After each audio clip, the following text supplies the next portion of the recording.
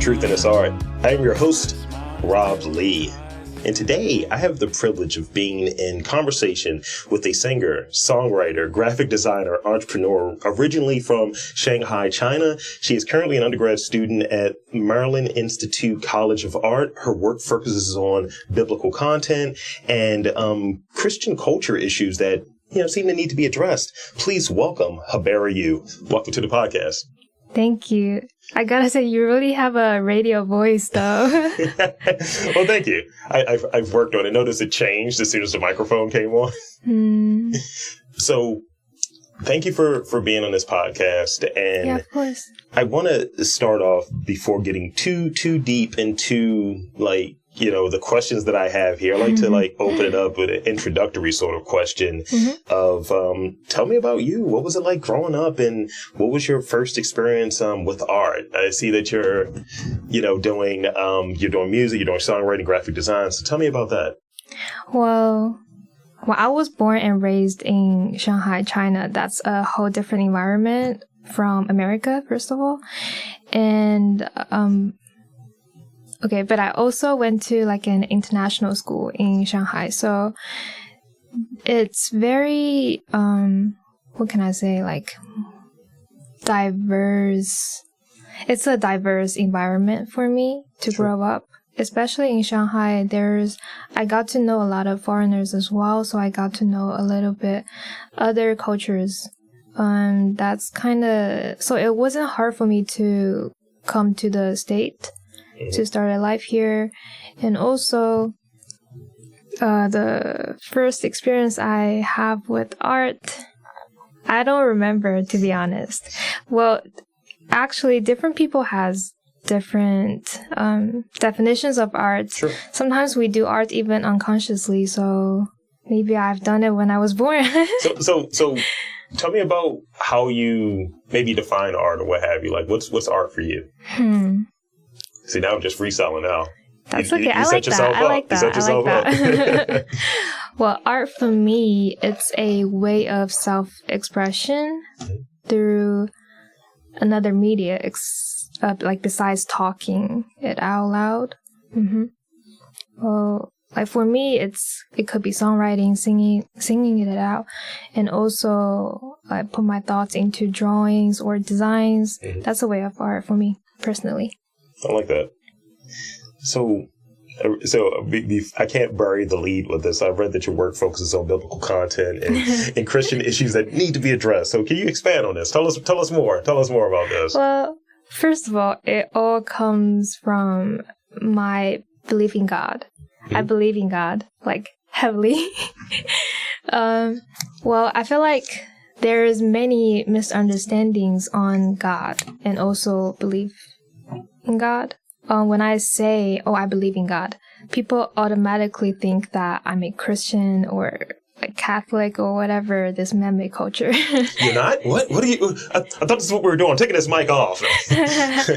But yeah, people nowadays love to categorize other people. They love to put labels. So when I say something, they think they know you, they can read you or whatever. So I'm trying to address some misunderstandings that on God. Yeah. So when so obviously, having that relationship and having that focus and being a part of your subject matter, is there an experience that you encountered that you were like, no, I really need to kind of, dispel some of these notions that people have an idea of this is who I am, this is not who I am, these are who people are.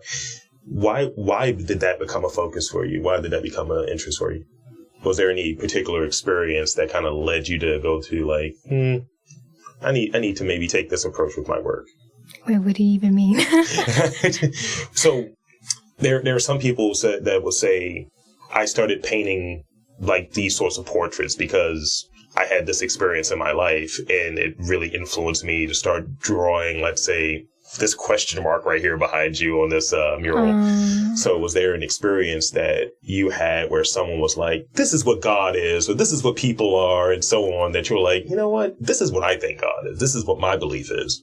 Well, it all came from when I first started studying the Bible. Okay. Like, I didn't study it because my family told me so, or my friends told me so. I just wanted to. Yeah. Like, I was self-exploring. I was trying to dig into my roots. Yeah. And that's when I dug into the Bible. I think I have an answer for what's your favorite book? It's like, the Bible. Duh. No, so that's good. That's good. Where it's just like that self-exploration. Mm-hmm. So you're because you said it earlier, I think before we got started, you like questions. So it's like, I'm looking for answers, you know what I mean? Mm-hmm. And you're like, let me read here, do my own self-exploration, mm-hmm. and have your own understanding of things. That's great. Mm-hmm. So yeah. So as an artist, as a student, they're in a person, right? Like a full realized person. How does your faith influence how you navigate through certain situations, whether it is from this artistic lifestyle of being a singer-songwriter and graphic designer and even entrepreneur, because you're doing so many things, mm-hmm. or even a student? Like, how does your faith kind of like impact how you go about life day to day? It's everything. I mean, my faith, my belief in God, it influences everything. Mm-hmm. It's simple as what I eat in a day. Mm-hmm. It could be as hard as like, oh, how am I gonna forgive someone? You know, it's everything. So that's important. I think having like that is what did they say? What North Star or what have you? Mm. That's that kind of guiding principle. So tell me about what you're eating, because you touch on like, well, something I like to eat. So tell me about that, because I'm going to get deep into the questions. Well, I've been trying my best to eat like biblical clean food. Sure. So I haven't eaten pork for like 2 years. I love pork. What are you doing? So that kind of guides like how like your behavior in those instances where you may lapse. Like forgiveness obviously is a piece of it too, right? Mm-hmm. So tell me about those times where you're being quote unquote a bad, because you said you said it's not, Catholic, it's not Christian. How do you describe yourself in that regard? I believe in God. So as a person that believes in God, when you're a person that's like, all right, I was being bad, I wasn't following the Bible, what have you, in a certain way. What does that look like? How often are you like, what do you usually not follow in that regard? Like, what do I usually not follow? Yeah. Or kind of slip up. Because, I curse like a sailor outside of this podcast. I've had some people that come on and they're just like, F this, F that. I'm like, I can't say that. But when the mic goes off, yeah, F that, right. Well, right now, I'm not saying I'm perfect, but... No, I'm not saying you are either. That's what I'm trying to find. The imperfections, that's what I'm looking for. Well, like for now, I'm so conscious about what I do daily, mm-hmm. and I try to do everything right. Maybe, sometimes I will have those thoughts about eating pork. Those ribs look really good there. Yeah, some ribs are really good. Oh man, they're so red and glistening and delicious. I understand. Mm-hmm. Yeah, like and I think part of it, in a lot of these things, when we act outside of what we may have values in or beliefs in, and you're like, am I bad for this or have you? Mm-hmm. But because, there's a certain like guilt or what have you. I was raised Catholic, so there's always this kind of guilt thing that's just sitting there like, that's bad, right? You shouldn't be doing that. It's like, yeah, I'll be forgiven. It's fine. But I think for me, it's not always doing the same thing, mm-hmm. like trying to learn from that and recognizing that. And I'm not the biggest, most religious person. I have beliefs, but at the same time, it's kind of like I have my version of it, of how I go about things. Right. And I'm guided by the golden rule. Be good to people. Just be good to people. And, it's just like there are instances where I just know morally, like deep down at the base level, I shouldn't do that. Or that's wrong. You shouldn't go about that. And that guides me. I try to be solid. And then there are other things a little more gray. I'm like, all right. You just have a way to justify it. I'm going to eat that pork. And, at times, I think some people who have a belief system, they carry theirs more important than other people's belief system. It's like, we believe in the same thing in theory. But then people are like, well, mine's is more important than yours. And it turns into that weird elitism thing. And there's no place for that, Have you encountered any of that where people are like, my belief is more important than yours? Yours is wrong. Mine's is right. I feel like everybody thinks that, to be honest. A lot of people think that there's no objective truth. Because they think everybody have their opinions. They want to speak up, self-expression, right? But for me, I believe in God. I believe in the objective truth. There's only truth, no truth for me, only. I like that. It's just like, this is just what it is. It's just it is what it is. Very matter of fact. Yes. There's no middle ground. It's either this or that. Yeah. It's just like, and that's what I like about and I think here in the U.S., and this is just my take, I could be completely wrong. I think we like to add more gray area to things. And it's like, sometimes it's just, it either is or it isn't. Yeah. So, when, let's say you may invite somebody to come out to a show, let's say you're doing a performance or something, or you're singing or something along those lines, or even, hey, I want to hang out. You either came out or you didn't come out. Yeah. Oh, my intent was, that's cool, but ultimately you didn't. So which one is it? Right. Did you want to come or did you not? But ultimately, you either made it or you didn't make it. So let's talk about how overlap happens between... Overlaps? Yeah, I'll explain. Okay. I always got the explanations. Okay. So I think a lot of times artists are entrepreneurs and entrepreneurs are a lot of time artists. So how does being an artist, having, this musical inclination, the songwriting inclination, graphic design and all kind of help you as an entrepreneur, and how does being an entrepreneur help you in those other ways? What sorts of skills between the two overlap? Nothing. There's nothing overlapping, to be honest. I don't think my art life has anything related to... there might be one thing that is the vision. I can see things better. Certain designs I can just imagine in my head. But besides that, to be honest, it's pure business. It's all money.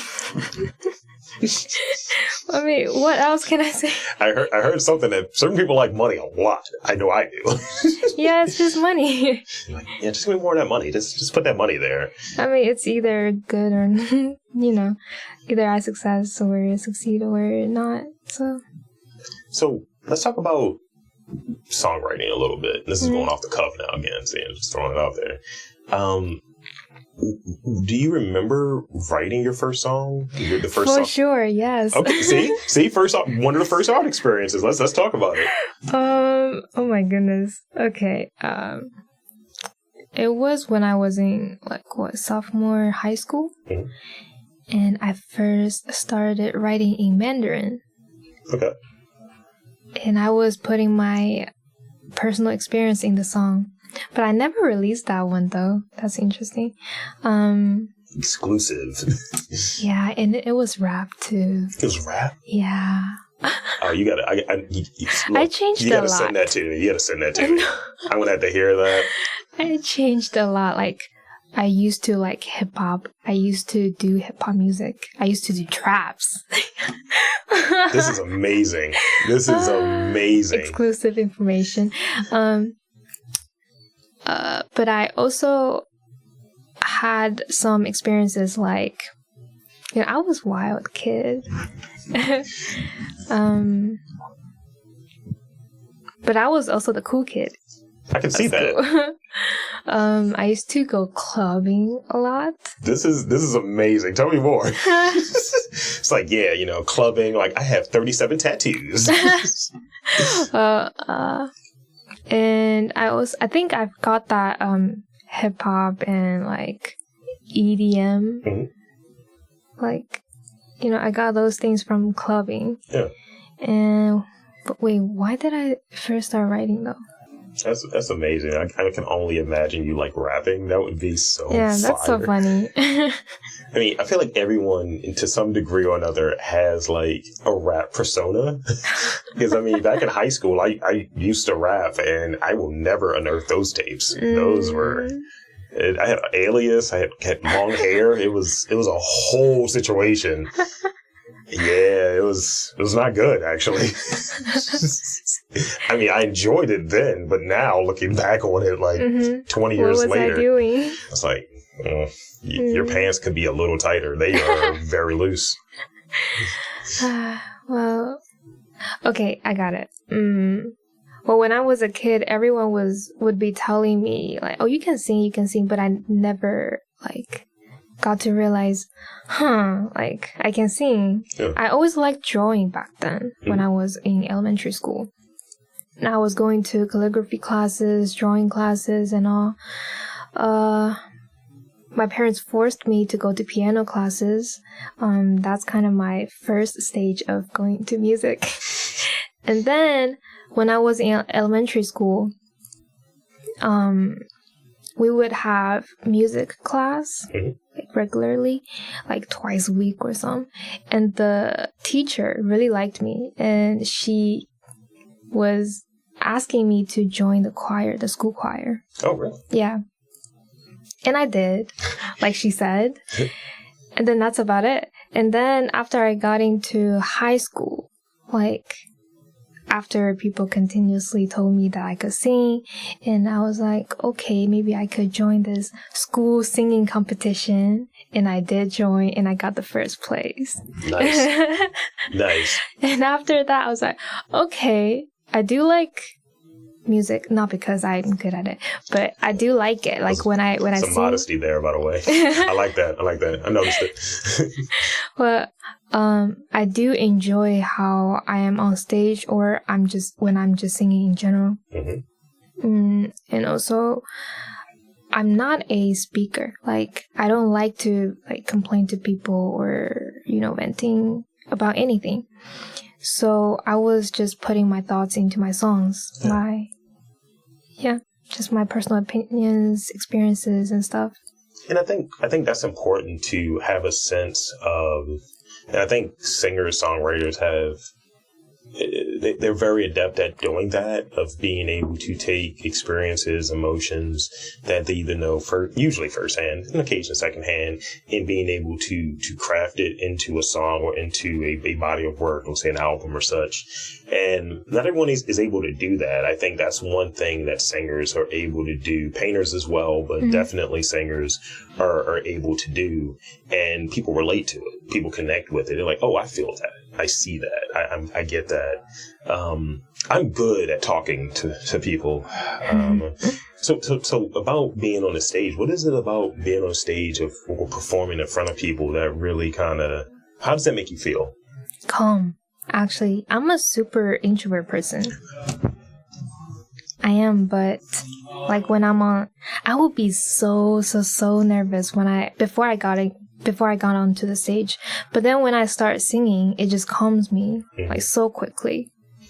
Yeah, because I think it's the lead up sometimes. I get that way as well, where like I do movie screenings on occasion, and I'm not I'm a huge guy. I can't hide. You can hide. You can just disappear. It's like I'm under this table. Me, it's just like I am part of the table now, because it's just I'm bigger than the table. I can't really hide. So I used to have this notion of, no one cares what I have to say. Let me just slide to the background.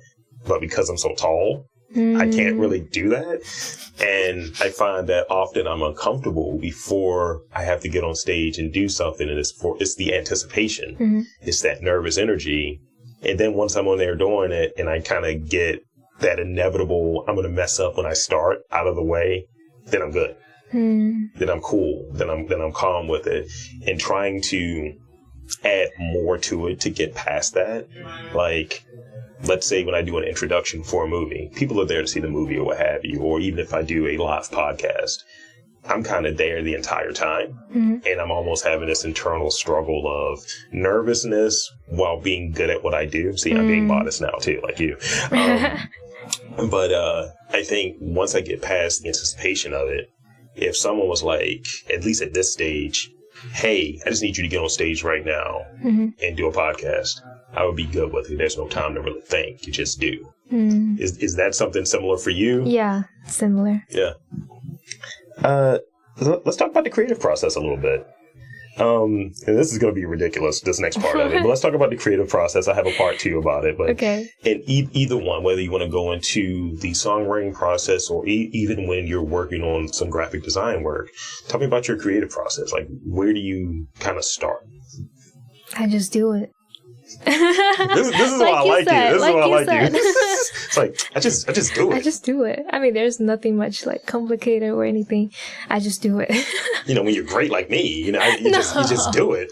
It's just there. It's just manna from heaven. See, God, heaven, boom. I mean, well, there's definitely times that I sit down and want to do stuff, but I can't. Like, I don't have anything in mind. But then I just go to the Bible. So one of the things that I like to do, and maybe this applies for you, like, I could pull out my computer and take these questions off the computer and just use that. I'd rather have a piece of paper in front of me because I think it gives me, I have a pen in hand, it gives me this notion of, let me write this down, or let me change this question. I'm able to adapt in that way. I like to keep something analog in it. As we become more and more digital, I like to keep something analog in my work because I think it helps jog this creativity. Is that the same for you? Yeah, I love actual books, like paper books, not like Kindle. Well, and I also love like writing notes on my books. Yeah. That's something that a lot of my friends can't stand. Like they always say, your books should be clean. Look at your books. Just like a lot of, like, no judgment from you. This is my book. Right. And I feel like writing it down, it's also processing it through my head also. I like to keep the audio book around and have especially the type of audio books I'm into. I'm kind of going through this Japanese book, because that's just what I do. We'll talk about that later. Okay. I have things to tell you about anyway. It's called The Courage to Be Disliked. And it's kind of like philosophy. And I was like, this is interesting. And pretty much anything from like the eastern part of the world, I was like, I believe because it's older. That's just literally what it is for me. It's older. It's been around longer. Yeah, and everything that I actually value, I feel ultimately is rooted from there and coming back here. So there's a level of truth in it for me. And so with it, something deep is being said, something philosophical is being said. So I bring up the notepad. I'm like, all right, let me get an idea from this. I'm getting something from this. And that's just what I do now. Whereas in the past, it's just like, let me pull up my phone, let me put down a few notes. It's like, no, let me write this down, because I find that if I'm typing it, I'm editing as I'm going along, and the full idea isn't realized. Yeah. But if I'm writing it down, I might write down the full idea because I'm hurry up and trying to get it down. And then I was like, all right, let me go and edit afterwards versus while I'm doing it. And when you're writing, when you get that biblical inspiration, as you were touching on, are you editing as you go along? Are you writing? How long does it take for you to like write like some lyrics? What does that process look like for you? Well, most of the time I will be inspired by something like movies, Bibles. It could be anything. I wrote it down on my notes, and then it could be like a sentence or two. That's it. And then I will go back to it later, and then I will write a whole song out of it. I like that. You get something out of it. Like, I've written treatments based in that of like, I might get a whole idea from this, like a whole script or something. Like it was this movie. I did a movie review on it recently. It's a movie from 1987, way back when, called Predator. And it's the old Schwarzenegger movie, what have you. And the pitch for it, that's what kind of what I'm hearing. Like, you do that one sentence. It's like, this is the pitch, and now I'm going to expound upon it. But the pitch was, it's like the movie Aliens, but in a jungle. I was like, that's what you wrote down. This is the initial pitch. So it's just like, I think when you come up with that nugget, that initial idea, and it's just like a song about God. It's like, all right, and does everything kind of come from that in that way of like, you're starting off with that initial idea? Are you writing down like, I want to talk about like love, I want to talk about loss, I want to talk about, are you starting off from there and then you're having like a sentence? Like, what are the themes? Yeah, I realized I always start writing songs with a sentence or two. First, my mind forgot to process. It'd be great if you just started like, lyrics. That's what I was going to ask you next. Like, what's some lyrics that come to mind, actually? When I write lyrics, so basically I go back to that one sentence, and then I put my mind into that sentence. Yeah. And then write how I feel if I'm in that situation. Yeah. So it's like going back into it. It's like it's a different space. Yeah. Yeah. Yeah. It's like traveling. You're traveling through sentences. I like this. I like this. On occasion, do you ever go back to something? I think you touched on it a little bit earlier. Going back to something you wrote a long time ago. Yeah. And then you go back to how you were thinking. And like, do you get inspiration from like old stuff that you wrote? And like, you know what? I want to redo this. Inspiration? No. No inspiration from any of the old stuff? Not from the old stuff, to be honest. Because people are always improving. I think differently. Yeah. But sometimes I will go back. Yeah, recently I actually just like cleaned out my notes and stuff. I found a lot of stuff that I wrote in the past, and it's ridiculous. Can we like find that? Because we need to have the lost tapes. That'd be amazing. Because I think it was a comedian. I don't know if it was George Carlin, but he would write material in a year. And then once he did his special and his tour for that year, he would get rid of all of his old material. He would just delete it. And that's something that's really interested me. Like, I can't quite do it with this body of work of these episodes, but in an effort to not repurpose questions, I just get rid of the old ones. I may have a different way of approaching it. And that's why I was asking, is there something that you may get out of old stuff that you're like, I'm better than this now? And I've matured from this now, and I could redo this, but with this presentism, my current mindset, my current intellect. And that's what I do sometimes when, on occasion, I might interview someone a second time. I'm like, I got much better questions now. So that's what I was thinking there. Yeah, because you got to know about it like a little bit more. Yeah. So. And on a rare occasion, I become friends with some of the people I interview. Not everyone. Not everyone gets to be friends with good old Rob Lee. It's only like 5 people that I'm actually friends with that I've interviewed. Everyone else, meh. You were a guest. Thank you for your service. So I think, and I was joking. Don't cancel me, guys. Oh. I'm a good guy. Best of Baltimore. Creatives experience highs and lows, and we're very, and I know it's how I edit myself in there, we're very sensitive about what we do. I don't know if you're sensitive. You probably don't have any. It's like, I'm great. That's it. Hard stop. So how do you stay grounded? And I think I know the answer, but how do you stay grounded when you're experiencing maybe those creative highs and those lows or what have you of, man, I got writer's block, or I didn't like the way this song turned out, or wow, this song turned out really well, and not to get a big head about it. How do you stay grounded? And I know the Bible's a piece of it, obviously, and faith and all. And is there anything additional to that? Yeah. No. You're hilarious. Honestly, like, no. Because I got everything from the Bible. I learned everything from the Bible.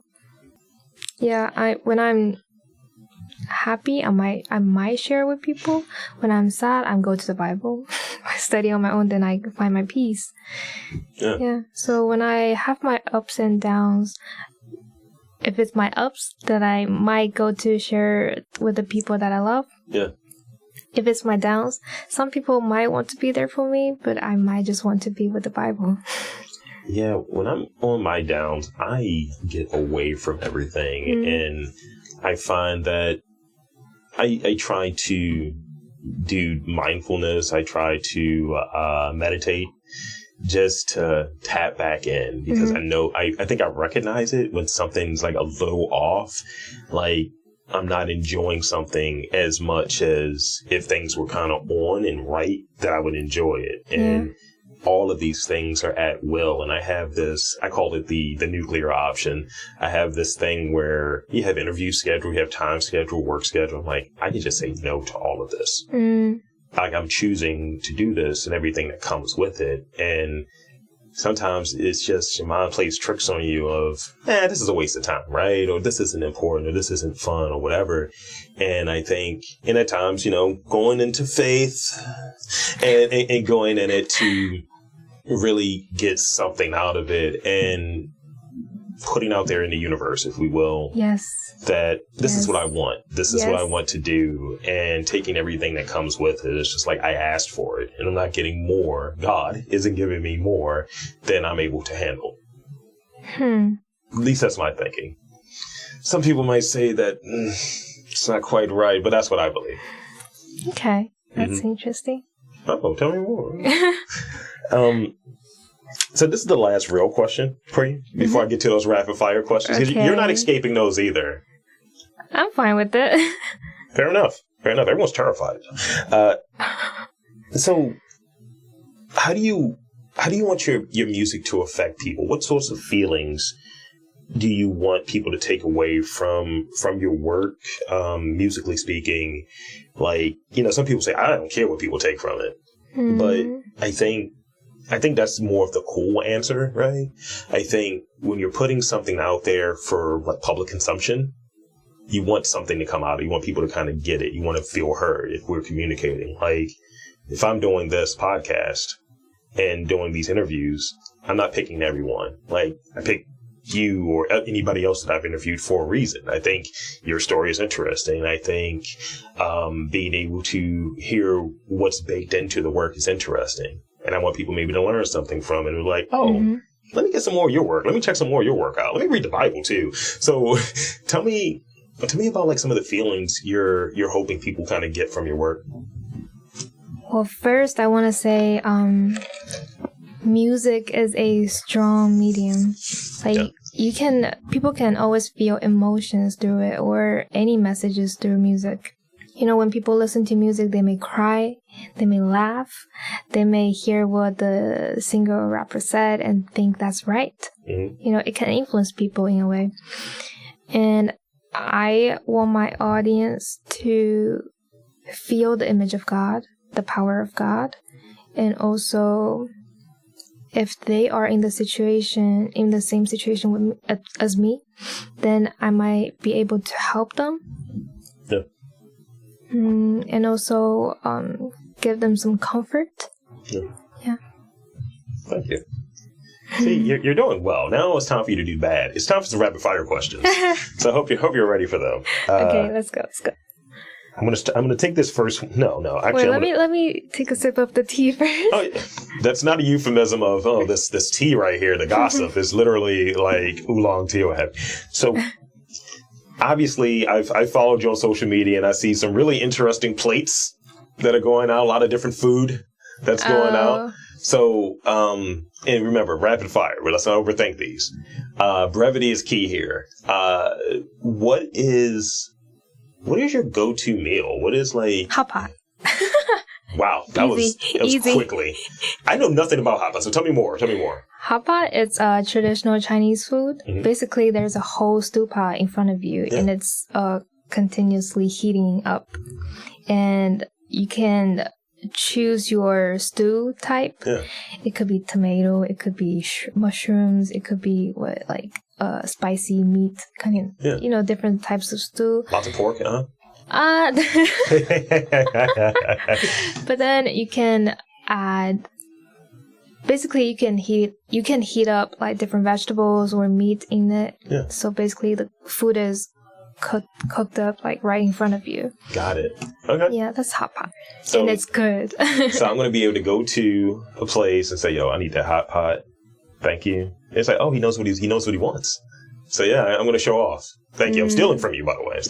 Stealing ideas. What are you currently listening to? What do you most recently listen to? Like, what's on your Spotify? What's on your Apple Music playlist right now? What are you listening to? Music? Yeah.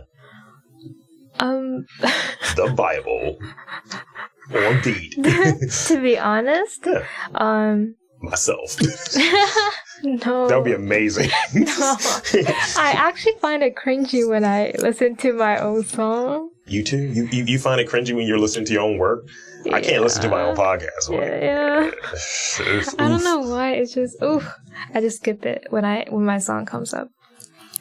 But I have this workout worship playlist. Okay. Yeah. With the help of Arthur, this guy that I did a podcast with. Yeah.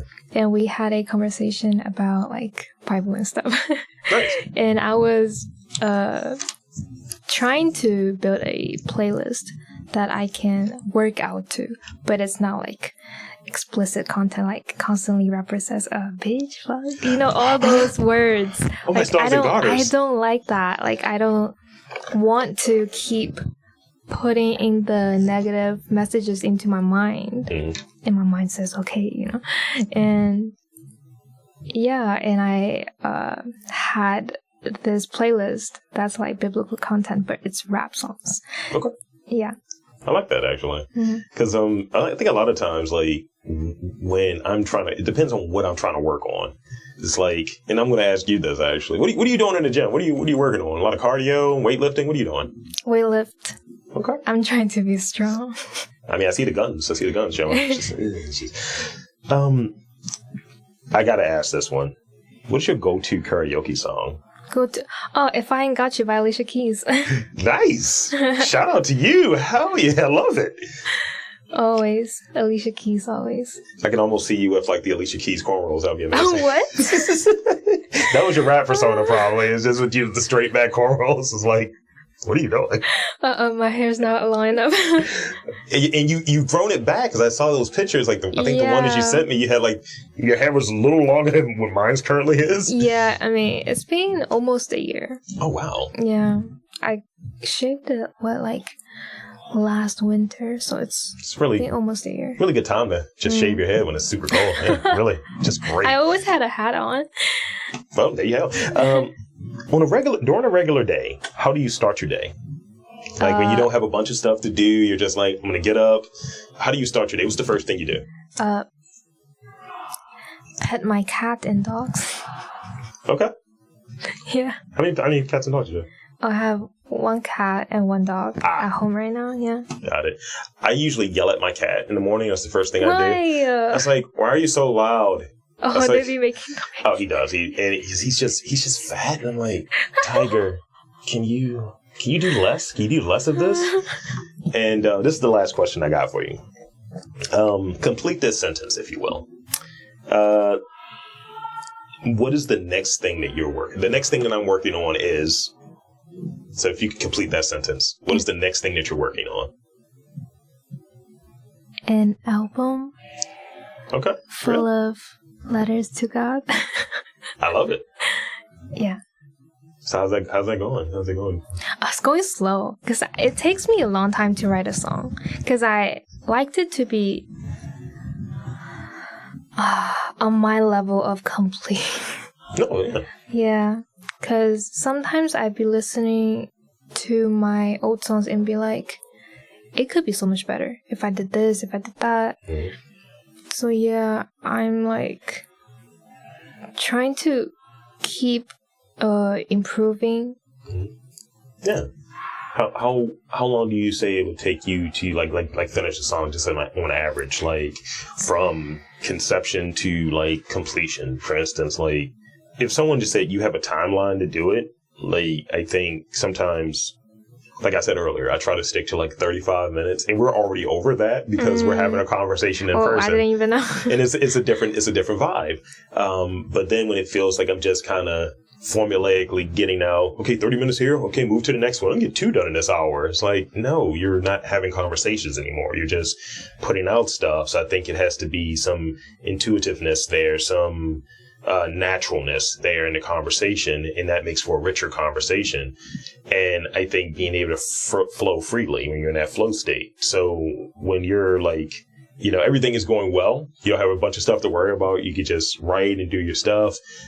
How long would you say it takes for you to like kind of complete a song and you feel good with it?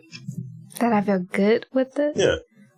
Because we're all our biggest critics. Like, I can do better on this one. Let me re-record this. Well, the shortest one is 4 hours. Okay. That I wrote the lyrics and recorded the demo right there and then. But including the studio hour, it's 4 hours. It's not bad, you know. Like, you know, how many tracks do you think you'd have on this next project? I don't know. I'm trying to make this. I asked John Tyler. Yeah, my man's fellow Aquarius. Let's go. To make this beats like out of scratch. But yeah, I have this demo with me. Okay. Just one song so far. You're going to have to come back when everything is done. John has been on here twice, so you have to be on here twice. Okay. I'm holding you to it. We have it verified. It's recorded that someone used, and you said okay. So there you go. Mm-hmm. So this has been great. I want to thank you for coming on to this podcast. Thank you. And I want to invite and encourage you to tell the listeners where they can check out your work and follow you on social media. Yes, my music is on all music platforms like Spotify, Apple, whatever you want. Graphic design work, it's only for school, so don't even mind it. And if you're in Shanghai, you can go check out a restaurant called Poki Poki, Poki. And where can they follow you on social media? Social media, my Instagram is ITSYUNOTWHYU. It's YU, not YU. That's amazing. So again, I want to thank Habera Yu for coming on to the podcast. And I'm Rob Lee saying there's art and God in and around your neck of the woods. You just got to look for it.